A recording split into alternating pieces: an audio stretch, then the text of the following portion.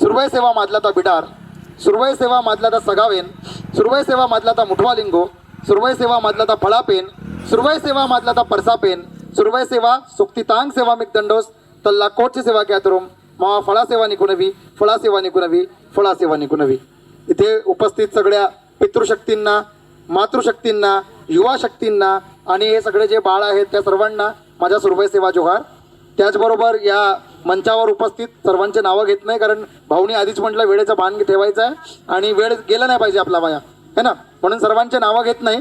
या मंचकावर उपस्थित सगळे मान्यवर या सर्वांना पण माझ्या सुरवय सेवा जोहार. सर्वप्रथम तर गेंदाल भाऊ आणि या आयोजकांच्या सर्वांचा धन्यवाद पण करतो आणि माफी पण मागतो.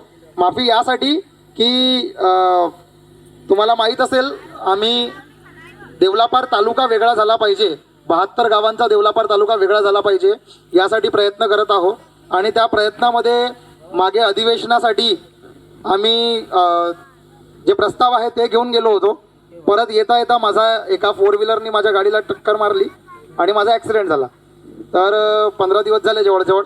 माझा हात थोडासा प्रॉब्लेम करत असल्यामुळं थंडी वाढली आहे जरा, म्हणून मी येत नव्हतो. पण भाऊनी पुन्हा फोन केला, मी म्हटलं नाही गेलंच पाहिजे आपण. तर माफी मागतो की मी लेट आलो कार्यक्रमाला. निखिल खूप चांगल्या गोष्टी बोलला. आता मला त्या गोष्टींमध्ये 1-2 गोष्टी थोड्याशा वाढवायच्या वाटतात. त्याच्यामध्ये पहिली गोष्ट ही की बाबासाहेबांनी जेव्हा हे म्हटलं की माझा समाज झोपलेला आहे म्हणून मला जगावंसं म्हणजे जगावं लागेल. आता बाबासाहेब नाही आहे, आता बाबासाहेब नाही आहेत, मग आता कोण जागेल तुमच्यासाठी? तुम्ही तर आताही झोपले. उठले का तुम्ही आता झोपेतून? नाही. जर झोपेतून उठले असते तर आपल्यावर इतके अत्याचार झाले नसते, लोकांनी आपला अधिकार हिसकावून घेतला नसता, आपले हक मारले नसते. आपण वारंवार वेगवेगळ्या ठिकाणी बोलतो, आम्ही इथे स्टेजवरून पुष्कळ सारे लोक बोलतो की आम्ही या देशाचे मालक आहोत वगैरे वगैरे. पण मालक असल्याचं कुठला तुमच्याकडे या देशाचे या जमिनीचे तुम्ही मालक आहे आणि मालक असल्याचं कुठला तरी तुम्हा लोकांना अधिकार आहे का? अधिकार आहे, संविधानात दिलेला आहे. निखिल बोलला 5व्या आणि 6व्या अनुसूचीच्या बाबतीत, पण आम्हाला किती माहिती आहे 5वी आणि 6वी अनुसूची काय आहे? संविधानामध्ये अधिकार दिलेत बरोबर 101%, पण त्या संविधानातले अधिकार आम्हा लोकांना किती माहिती आहे? कारण गोष्ट अशी आहे, मला आजही माझा समाज यासाठी वाटते झोपलेला आहे, कारण माझ्या समाजाच्या लोकांचा जो कल आहे ना तो संविधानिक अधिकार, शिक्षण या गोष्टींकडे कमी आणि सर्वात जास्त आहे कशावर?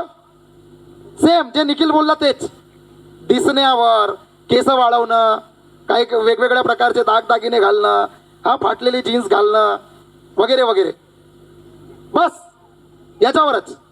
आणि मी माझ्या क्षेत्राच्या बाबतीत जर बोललो ना तर मला तरी वाटते, मी चॅलेंज करतो की बऱ्यापैकी लोकांना जे नाही माहीत शिक्षणाच्या बाबतीत आपल्या क्षेत्रात काय चाललं आहे ते मी सांगू शकतो, कारण मी शिक्षणाच्या क्षेत्रात काम करतो. आणि मी काय बघतो, मी हे बघतोय की तुमचे जे पोरं ज्या जिल्हा परिषद शाळांमध्ये शिकत आहे, मी सगळ्याच शाळांच्या बाबतीत नाही बोलत, काही शाळांमध्ये टीचर खूप मेहनत घेत आहेत, पण ती मेहनत आपल्या पोरांवर दिसत नाही कारण आपण लोक जागरूक नाही. मग काय तर हे की आमच्या क्षेत्रांमध्ये आश्रमशाळा आहेत सर, आश्रमशाळा आहेत, रेसिडेन्शियल स्कूल ज्याला म्हणतो.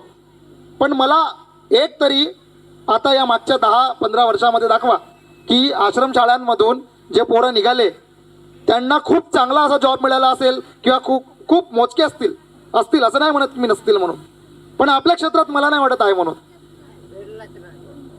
आपल्या क्षेत्रात नाही आहे. आणि मी त्याच्यासाठी नुसतं बेलदात नाही म्हणत, मी त्यासाठी नुसतं निमटोलाच नाही म्हणत, तर चिचदा नवेगाव असेल किंवा आणखी वेगवेगळ्या ठिकाणी असतील जे आश्रमशाळा आहेत, आणि प्रत्येक गावामध्ये असलेली जिल्हा परिषद शाळा, या ठिकाणी असलेल्या शिक्षणाची गुणवत्ता तपासावी लागेल. मी तिथल्या शिक्षकांना पण दोष देणार नाही, कारण पालकच जागरूक नाही आहे. तुम्हालाच वाटत नाही की तुमचा पोरगा चांगला शिकला पाहिजे का? असं का बरं म्हणतोय मी? मला सांगा ना, ज्या शाळेमध्ये शिकवणारा मास्तर आपल्या पोराला त्याच शाळेमध्ये शिकवण्यासाठी तयार नसेल. समजलं का काय म्हणतोय मी? ज्या शाळेत एखादा मास्तर शिकवत असेल त्या शाळेची क्वालिटी तर खूप चांगली असेल. समजा मी शिकवत असेल आणि त्या शाळेची क्वालिटी चांगली असेल तर मी तर माझ्या पोराला तिथंच शिकवलं पाहिजे. पण दाखवा एक तरी शाळा जिथं शिकवणारा मास्तर आणि त्याच्या पोरगा एकाच शाळेत असतील. आहे का? नाही आहे. काऊन? कारण त्याला माहित आहे मी जिथे शिकवत आहोत त्याची क्वालिटीच चांगली नाही. मग अशा ठिकाणी आम्ही आमचे पोरं पाठवत आहोत आणि सरकार म्हणते जिल्हा परिषदच्या शाळा बंद करा. मग आमच्यासमोर प्रश्न उडते की या शाळा बंद करायला पाहिजे की चालवल्या पाहिजे. कारण दोन गोष्टी होत आहेत. ज्यांच्या ती शाळा कोणासाठी आहे रे? ती शाळा कोणासाठी आहे? तुमच्यासाठी आहे, बरोबर. पण मला असं वाटतं की त्या मास्तराचा पगार आणि त्याचा पोट भरण्यासाठी, त्याचा परिवार चालवण्यासाठी आहे. कारण त्या जिल्हा परिषद शाळेमध्ये मी पुन्हा तेच म्हणतो की प्रत्येक शाळेची स्थिती तशी नाही आहे, पण जास्त करून शाळांची आहे. त्या जिल्हा परिषद शाळांमध्ये, त्या सरकारी शाळांमध्ये, आता जिल्हा परिषद म्हणण्यापेक्षा त्या सरकारी शाळांमध्ये असलेली शिक्षणाची गुणवत्ता तपासण्यासाठी जी गुणवत्ता आमच्यात असली पाहिजे ती गुणवत्ता आमच्यात नाही आहे. मग ती गुणवत्ता कुठून आणू आपण? कारण आमच्याकडे वेळ नाही आमच्या पोरांसाठी. मग काय होणार आहे? मी बघतो हर्षानंद, मी बघतो की माझा एखादा स्टुडंट आहे, तो 10व्या वर्गात आहे, पण त्याला आपल्या आईच्या नावाची स्पेलिंगच वाचता येत नाही. त्याला विचारतो मी की तुझ्या आईच्या नावाची स्पेलिंग सांगतो, तो आपल्या आईच्या नावाची स्पेलिंग नाही सांगू शकत. 12व्या वर्गात गेला आहे आणि त्याला लिहिता येते कारण डिझाईन काढायची आहे, फक्त पाहू पाहू वाचता येत नाही. असे पुष्कळ सारे लोक आहेत आणि आपण हसतोय, पण गंभीर विषय आहे, खूप गंभीर विषय. कारण मित्रांनो एवढं लक्षात ठेवा, आपण ज्या क्षेत्रात राहत आहोत त्या क्षेत्रामध्ये 2 महत्वपूर्ण घटना घडल्या आहेत. नंबर एक वाघाचे हल्ले वाढले. ठीक आहे, वाघाचे हल्ले वाढले. त्याच्यामुळं आता सरकारकडं एक सर्वात मोठा मुद्दा आला की वाघाचे हल्ले वाढले.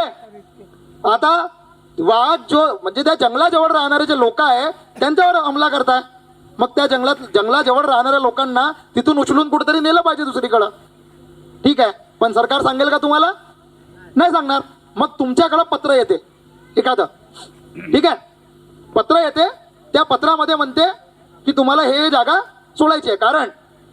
कारण गाईडलाईन आहे की जेव्हापर्यंत एखादा व्यक्ती स्वतःहून ती जागा सोडत नसेल तर त्याला जबरदस्तीनं तिथून उठवता येत नाही. पण पत्र आला, तुम्ही 12वी शिकले आहे, वाचता येत नाही, सांगता येणार नाही.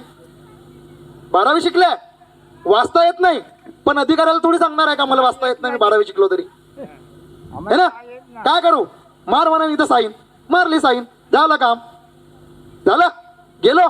जमीनचे मालक जमीन के बाहेर. बिलकुल बरोबर आहे. मग काय? कारण तुम्हाला सांगतो सरकार प्रशासन इतकी मुजोर आहे की आता आम्ही मागे जेव्हा आंदोलन केलं होतं त्या आंदोलनाच्या नंतर मी RTI दाखल केली. ठीक आहे, RTI दाखल केल्यानंतर मला त्या RTIचे उत्तर नाही मिळाले, मला अपील करावी लागली. आता अपील केल्यानंतर 7 आणि 8 तारखेला माझी तिथे सुनावणी आहे आणि तिथं मी फाडणार आहोत चांगली त्यांची. तुम्ही टेन्शन नका घेऊ, मुकेश पेंदाम तुमच्यासोबत आहे, त्याची काळजी नका करू. पण गोष्ट ही आहे, मुकेश पेंदाम जिवंत आहे तेव्हापर्यंत. मी जसं म्हटलं ना, बाबासाहेब होते, आता नाही आहेत. त्यांच्या समाजासाठी त्यांनी आपली झोपमोड केली, हे केलं ते केलं. ठीक आहे, आपण ऐकतो, वाचतो आणि पाहतो वेगवेगळ्या लोकांच्या माध्यमातून की कोणीतरी येतो, कोणीतरी तुमच्यासाठी आवाज उठवतो. कधी त्याच्यानुसार झालं काम तर ठीक आहे, नाही झालं तर मग चालला जातो. मग कोणीतरी दुसरा येतो, मग तिसरा येतो, चौथा येतो. तिसरा चौथा येण्याची गरज नाही पडली पाहिजे, पहिला दुसरा येण्याची गरजच नाही पडली पाहिजे. गरज तुमच्यासाठी तुम्हीच आवाज उठवला पाहिजे, याची गरज आहे. कोण उठवणार तुमच्यासाठी आवाज? ठेका घेतला का दुसऱ्यांनी? नाही, ही तुमची स्वतःची गरज आहे आणि तुमच्या स्वतःची गरज असल्यामुळे तुम्हाला त्यासाठी तेवढं लायक बनावं लागेल. पण कसं बनू भाऊ लायक? आपण कसं बनू? कारण आम्ही जेव्हा पाहतो आमचे पाठवलेले खासदार आमदार जे आहेत, मी आता एक काही दिवसाआधी एक व्हिडिओ पाहिला होता राजस्थानकडचा. राजस्थानचा एक संसद होता, तो जो संसद आहे, खासदार जो आहे, तो खासदार तिथं म्हणत होता की आमची संस्कृती आहे, आमच्या संस्कृतीमध्ये दारू चालते म्हणून आम्हाला दारू ठेवण्याची लायसन्स द्या. पण त्याला हे कोण सांगन की आमच्या संस्कृतीमध्ये दारू चालत नाही, आमच्या संस्कृतीमध्ये मोहाच्या ताज्या पानांचा रस चालते, ताज्या फुलांचा रस चालते, ताजं फुल वापरतो आपण. लोकांनी आपली संस्कृती अतिक्रमित केली, लोकांनी आपली संस्कृती भ्रष्ट केली आणि त्यांनी जशी भ्रष्ट केली तशी तशी आपण वापरत आहोत आणि तशीची तशी लोकांना सांगत आहोत. मग लोक हसते, इनकी संस्कृती दारू वाली है, इनकी संस्कृती में दारू चलता है, पर क्या सही में चलता है? कभी हमने उसको पता करने की कोशिश की क्या? कभी हमने उसको जानने की कोशिश की? कभी नहीं की. हमने जैसा है वैसा का वैसा लिया और देखते हैं हम लोग खड़े नहीं रह सकते, इतना सारा पी लेते हैं और कौन क्या बता रहा है ये भी नहीं समझ पाते. ये कंडीशन है. अगर इस कंडीशन से निकलना है तो आपको एक चीज समझनी पड़ेगी, वो ये कि अपने हक, अपने अधिकार, इन सब के लिए, इन सब को समझने के लिए संविधान समझना पड़ेगा. और संविधान कैसे समझोगे? जब पढ़ना आएगा.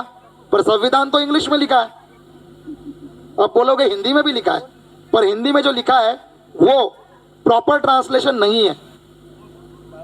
जो इंग्लिश में लिखा है उसके कई सारे अर्थ होते हैं, हर कोई अपने अपने हिसाब से अर्थ निकालता है, पर आपको वो समझना जरूरी है. 5वीं अनुसूची और 6वीं अनुसूची क्या है? तो 5वीं अनुसूची और 6वीं अनुसूची उस पर्टिकुलर प्रदेश में आपको विशेष अधिकार देती है, वहां के जल जंगल और जमीन का, वहां का मालक बनाती है. पैसा कानून भी वैसा ही है, वन अधिकार कानून भी वैसा ही है. पर क्या हम लोगों ने ये सब चीजें समझने की, ये सब चीजें जानने की कोशिश की? कभी नहीं की. जब ये कार्यक्रम आयोजित होते हैं तो हम लोग यहाँ वहाँ कहीं तो भी कोने में खड़े रहते हैं, सुनते हैं कि नहीं सुनते हैं नहीं पता. लेकिन यही अगर अभी डांस शुरू हो जाए तो फटाफट कोने से लोग निकल जाएंगे और यहाँ बैठ जाएंगे डांस देखने के लिए. क्यों? देखो ना, बिल्कुल डांस देखो, मनोरंजन होना चाहिए, संस्कृति हमारी बचनी चाहिए, जरूरी है, संस्कृति तो बचनी ही चाहिए, बिल्कुल बचनी चाहिए. लेकिन मेरा यह कहना है कि संस्कृति के साथ जिस चीज की जरूरत है वो है अपडेट होना. क्योंकि प्रकृति का नियम है, जो प्रकृति के साथ नहीं बदला उसका डायनासोर हो गया. डायनासोर बहुत ताकतवर था ना बच्चा? डायनासोर ताकतवर था ना? पर अभी है क्या? नहीं है. मतलब ताकतवर होना जरूरी नहीं है, प्रकृति के हिसाब से ढलना जरूरी है. और इसलिए समय के साथ होने वाले बदलाव के साथ अपने आप में बदलाव लाना जरूरी है.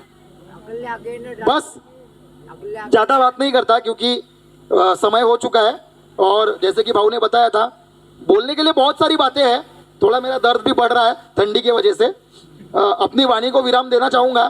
बस एक चीज़ है, खुशी इस बात की हो रही है कि जब मैं MSc कर रहा था उस समय में यहाँ खिड़की गांव में हम लोगों ने नेशनल गोंडवाना सोडूम की एक शाखा शुरू करने की कोशिश की थी. गिंदल भाऊ को पता है, गिंदल भाऊ, नितिन भाऊ वगैरह सब लोग उसमें थे, मरसकोल्ले जी वगैरह सब लोग थे. उसके बाद कुछ कारणवश मेरा भी इधर आना नहीं हो पाया, लेकिन वो जो एक जोत हम लोगों ने छोटी सी लगाई थी, आज वो जोत ज्वाला बन रही है. इस चीज़ की खुशी है. खुशी इस बात की है कि यहाँ का युवा जागरूक हो रहा है, यहाँ का युवा वो समझ रहा है कि क्या करना ज़रूरी है भविष्य में. और मैं इस मंच के माध्यम से उन सारे युवाओं को ये बात बोलना चाहता हूँ कि बच्चों, आप लोगों को जब भी मेरी ज़रूरत पड़ेगी मैं हमेशा तुम्हारे साथ हूँ, कभी भी तुम्हारे साथ हूँ. बस बात यह है कि वो काम अपने समाज से संबंधित हो और अपने समाज के लोगों के लिए हो, अपने समाज के लोगों के अधिकारों के लिए हो. और इसीलिए हमेशा लड़ते रहेंगे. साथ दो, बहुत अच्छी बात होगी. साथ नहीं दोगे तो भी तो लड़ेंगे बोलना, पर साथ रहोगे तो ज़्यादा मज़ा आएगा लड़ने में. बस अपनी वाणी को विराम देता हूँ. आखिर में जो कविता मैंने लिखी है, मैंने बहुत जगह पर मैं वो कविता बोलता हूँ, यहाँ पे भी बोलूँगा और अपनी बात को अपनी वाणी को यही विराम दूंगा. तो कविता है, आज तक जितने भी अलग अलग जगहों पर अलग अलग क्रांतिकारियों ने, अलग अलग शहीदों ने अपने गोंडवाना के लिए शहादत दी है, उन सबको मेरी ये कविता समर्पित है। और कविता है, उस दिन जो किया था तुमने दोहरा न पाया आज तक कोई, उस दिन जो किया था तुमने दोहरा न पाया आज तक कोई, तेरी वीर गति को सुनकर, तेरी वीर गति को सुनकर गोंडवाना की जनता रोई, तेरी वीर गति को सुनकर गोंडवाना की जनता रोई।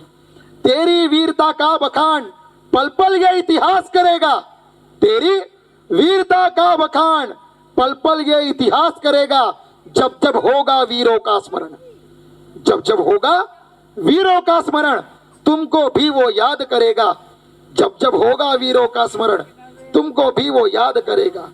शब्दों में भी ना वर्णित हो, शब्दों में भी ना वर्णित हो, ऐसी तेरी वीर गाथा है, शब्दों में भी ना वर्णित हो, ऐसी तेरी वीर गाथा है। और तेरी उस वीरता के आगे, तेरी उस वीरता के आगे यह सोडुम शीश झुकाता है, यह सोडुम शीश झुकाता है, यह सोडुम शीश झुकाता है। सुरवय सेवा, सुरवय गोंडवाना, सुरवय गोंडवाना गणराज्य भारत। जय सेवा।